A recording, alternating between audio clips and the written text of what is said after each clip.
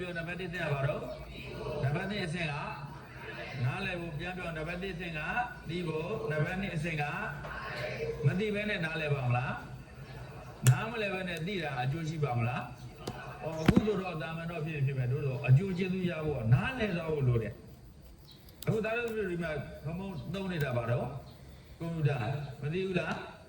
လူတိုင်းသုံးတတ်လားသိတော့သိတယ်လူတိုင်းမသုံးတတ်လူတိုင်းကျွမ်းလားဒါကြောင့်ပုံပြီးဝေးတော့ဒါကြောင့်သိတာနဲ့နားလည်တာနဲ့မတူဘူးသိတာ knowledge ပဲအဲ့ဒါကွန်ပျူတာကမိုင်းအဲ့ဒါကကိုယ်ဒါ projector အကုန်လုံးဒါ screen ဒါ projector ဒါကွန်ပျူတာဒါကင်မရာအကုန်သိဒါသိတဲ့အဆင့်နဲ့တည်းမဲ့လောကဓာတ်မှာရက်တည်လို့မရနားလည်သွားဖို့လိုတယ်ဘုံတလို့ဘလို့သုံးမလဲကွန်ပျူတာလုံးဘလို့သုံးမလဲ projector တစ်ခုဘလို့သုံးမလဲအဲ့လိုပဲဗုဒ္ဓ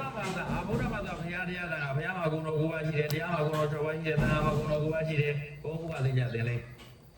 အဲ့ဂုဏ်တော်တစ်ပါးချင်းတည်းရဲ့စွမ်းရည်ကြဒါတွေရှိတယ်โอเคဒါသိတဲ့အစစ်အဲ့တော့ဘလောက်နားလဲသွားလဲကြတော့ဒါခက်ပါပြီဘုရားဒီစွမ်းရည်တွေဘာကြောင့်ရတာလဲဆိုတော့ဘလောက်ယုံကြည်သွားဖို့ဆိုတာခက်သွားပြီဒါတို့သေချာလေးလာမှရဟုတ်ပြီနော်ဒါကြောင့်ကိုယ်ပဲတဲ့ဘာသာတရားတစ်ခုကိုဘာကြောင့်သေချာလေးလာထားတဲ့တာလဲဆိုတော့နံပါတ်1ကြိုးကျေးဇူးဘာရနိုင်လို့လဲဉာဏ်ကန်းယုံမဟုတ်ဘဲနဲ့ဉာဏ်နဲ့ယုံနိုင်တဲ့သူ critical thinker တရားတို့မဟုတ် intellectual independence တရားချက်နိုင်လို့ဒါနံပါတ်1အကျိုးကျေးဇူးနံပါတ်2ကပါတယ်လို့ကြဲကြဲပါ practical application ဘုံမေးကြည့်ပါဒါလို့နားလည်လို့သိကြည့်ပါဒါလို့ဘဝကြီးမှန်းချက်ပန်းနိုင်ရှိပြီလားရှင်းရှင်းလေးတရားဖြစ်နေလိုက်လို့မသိကြတာများတယ်အဲ့ဒီပန်းနိုင်အတွက်ရောလမ်းစဉ်တွေရှိပြီလားအဘိုးတော်ဝေးသွားတယ်လမ်းပြောက်နေတာတဲ့လူငယ်တွေဟုတ်လားသူနံပါတ်1ကပန်းနိုင်ရှိလားဘုံမေးတယ်မရှင်းဘူး220ကျော်ရှိတယ်အယောက်20ရှင်းရင်မှရှင်းလိုက်ပဲโอเคအဲ့အယောက်20ရှိတဲ့ထားအောင်အဲ့ဒါဘုံမှန်အဲ့ဒီအတွက်မဲ့ application ရှိပြီလား division ရှိပြီလားဘုံဝေးသွားလိုက်တယ်ဒါကြောင့်ပန်းနိုင်လည်းမသိဘူးသွားမဲ့လမ်းစဉ်လည်းမသိဘူးအဲ့ဒါကိုလမ်းပြောက်တယ်လို့ခေါ်တာလမ်းပြောက်တာပန်းနိုင်လည်းမရှိဘူးသွားမဲ့လမ်းစဉ်လည်းမသိဘူးအဲ့လူတွေဘာလို့ခေါ်ဘယ်သူတွေတော့တပည့်တော်တို့ပါဗျာဒါတို့တပည့်တော်ပါဗျာလို့ပြောဟုတ်ရဲ့လားဒီနည်းနည်းခက်သွားပြီနော်အခုခေတ်ကလာဒါတို့တွေစိတ်ဖောက်ဖို့မများဘူးလားအကျက်တဲ့အခက်အခဲတွေများတယ်တကယ်ကို crisis အကြီးဖြစ်နေတဲ့အချိန်မှာဒါတို့တပည့်တို့ကဘာမှဆင်သင့်ဖြစ်မနေဘာသာတရားနဲ့ပတ်သက်ပြီးလည်းဆင်သင့်ဖြစ်မနေဘူးကိုယ့်ကိုယုံကြည်မှုနဲ့ပတ်သက်ပြီးတော့ဆင်သင့်ဖြစ်မနေဘူးလောကကြီးနဲ့ပတ်သက်ပြီးတော့လေ့လာသိဥဒ္ဓတာဘာမှမရှိသေးဘူးဘဝအတွက်ပြင်ဆင်ထားတဲ့ application တွေလည်းဒါတို့တပည့်တို့ဘာမှရှိမထားဘူးဘယ်လောက်ဆိုဒါကြောင့်အခုဘာသာတရားကိုသေချာလေ့လာထားမယ်ဆိုရင်တော့ဘဝလမ်းပြနေဖို့အတွက်ဖြစ်မယ်ဘဝလောကဓာတ်တွေကိုရင်ဆိုင်တဲ့အခါဘယ်လိုမျိုးရင်ဆိုင်မလဲအခက်အခဲတွေကိုဘယ်လိုမျိုးကျော်လွှားမလဲဘယ်လိုသတ္တိတွေမွေးမလဲ stress တွေကိုဘယ်လိုမျိုးဖြေရှင်းမလဲ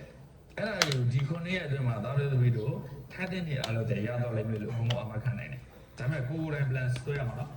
ဘုံတော့အချက်လက်တွေချတယ်ရော့နဲ့ချတယ်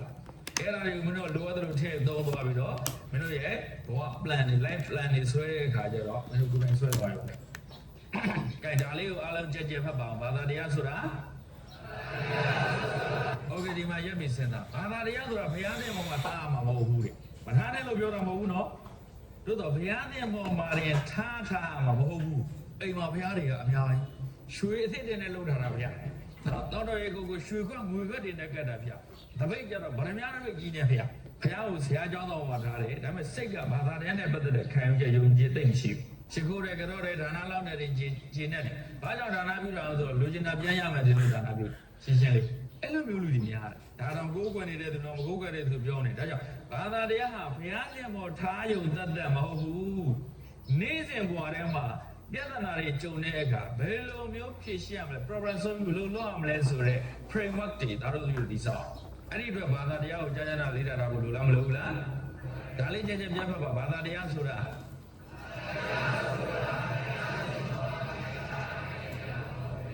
နေ့စဉ်ဘဝရဲ့ပြဿနာတွေကိုဖြေရှင်းပေးနိုင်ပဲ framework တစ်ခုဖြစ်ပါတယ်ဥပမာစပ်ပလိုက်စိတ်မစည်းဘူး stress တွေကြုံလာရင်ဘယ်လိုထိမလဲဆုံးဖြတ်ချက်တစ်ခုချမှတ်တဲ့အခါမှာဘယ်လိုကျင့်ဝတ် ethic တွေကိုစံထားမလဲအဲ့ဒါတွေကို တေးသေးချာချာလေးလာထားရတာဒီအသည့်တွေကိုလက်တွေ့ဘဝထဲမှာချူးတစ်ခုလို့ထိရအောင်လုပ်နိုင်ဘာသာတွေကဘာကြောင့်လေးလာလဲဘလို့အရေးကြီးသွားဒါတို့မျိုးတင်းနေတဲ့အတန်းချောင်းသားတွေကမနှိမ့်တော့ဘူးနော်တန်းချောင်းသားရေးတဲ့ဖတ်တတ်ဖို့လောကမှာသူကနေသူဂုံလေးတစ်ခုရဖို့ပဲသို့တော့ဘာသာတရားကဘဝအတွက်တကယ်ကို life plan တွေဆွဲတဲ့နေရာမှာဘဝရဲ့ conflict တွေကို problem တွေကိုဖြေရှင်းတဲ့နေရာမှာအများကြီးရည်ကြီးသွားတယ်ဒါကြောင့်မြတ်စွာဘုရားကြီးလောကဓမ္မသုံးမှာလောကဓာတ်တရားတွေနဲ့ကြုံတဲ့အခါဘာသာတရားကိုအားယူဘယ်လိုမျိုးဖြေရှင်းရမလဲဆိုတာလောကဓမ္မသုံးမှာမြတ်စွာဘုရားကြီးဟောထားတယ်ဒါတွေကနောက်ကြုံရင်သားလို့သမီးတို့ဒါတွေသိလာမှာဘုံ YouTube မှာလည်းချို့ရတယ်တင်ထားတယ်နော်ဆိုတော့စိတ်ဝိသိမှုတွေကြုံလာရင် stress တွေကြုံလာတယ်အဲ့ stress တွေကဘာကြောင့်များ structure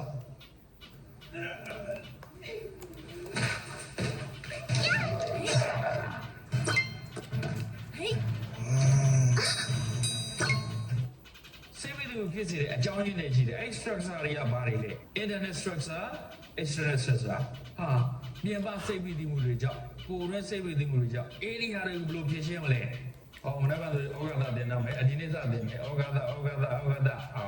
ပြီးတဲ့အခါကျတော့ဆူတောင်းကမှာအပေလေးပါးကသုံးပါးရက်ပြည့်ရှိပါရန်သူယောဂပါဥပ္ပတ္တိတရားလေးပါးပြဿနာတရား၅ပါးအဲ့ဒါတွေက structure တွေပဲစိတ်ဝိသိမှုဖြစ်စေတဲ့အကြောင်းရင်းတွေပဲအဲ့လိုဖြစ်လာတဲ့ကစိတ်တွေဆင်းရဲနေတယ်စိတ်တွေပင်ပန်းနေအဲ့ဒါတွေကိုဘယ်လိုမျိုးဖြေရှင်းမလဲဒါမျိုးတွေကိုဘာသာတရားကနေအဲ့လိုမျိုးသင်ဝေရလိုက်တယ်ဒါကြောင့် stress တွေကိုဘယ်လိုဖြေရှင်းမလဲဘယ်လိုထိန်းမလဲ stress တွေကိုမထိန်းနိုင်ရင်ဘာဖြစ်လာမလဲ depression ဖြစ်လာ depression ဖြစ်တာဘာဖြစ်လာလဲစိတ်ကြပြီးနောက်ဆုံးဘာဖြစ်မလဲ suicide လုပ်သွားကြ။ကောင်မှ suicide လုပ်တဲ့သူတွေအားလုံးကြောင်းပြချက်တစ်ခုပဲရှိ depression နဲ့မထိန်းနိုင်လို့ပဲ။ဟုတ်လား။ depression နဲ့မထိန်းနိုင်လို့ suicide လုပ်သွားကြတာလေ။ခဏအမေရိကန်မှာလူတောင်းခဏကိုယ့်ကိုတတ်သိနေကြ။ဒီနေ့ကတော့ရှင်းအောင်ရှာထဲမှာအတုတ်တက်ဆုံးလို့ခေါ်တဲ့စင်ကူမှာဒီနေ့ကတည်းကလူ900ဝန်းကျင်တော့ကိုယ့်ကိုတတ်သိနေ။ဘုံပြောတာမယုံရင်မလို့ Statista ဆိုတဲ့ website ရှိတယ်။အဲ့ဒီကနေပြီးတော့ကောင်မှ suicide လုပ်တဲ့နိုင်ငံအမြင့်ဆုံးပဲနိုင်ငံတွေတော့ Russia တို့ America တို့တွေ့လိမ့်မယ်။ Japan တို့တွေ့လိမ့်မယ်။တကယ်အောင်မြင်ဆုံးနိုင်ငံကြီးတွေဘာဖြစ်လို့ဖြစ်နေကြလဲဆို depression မနိုင်ဘူးအဲ့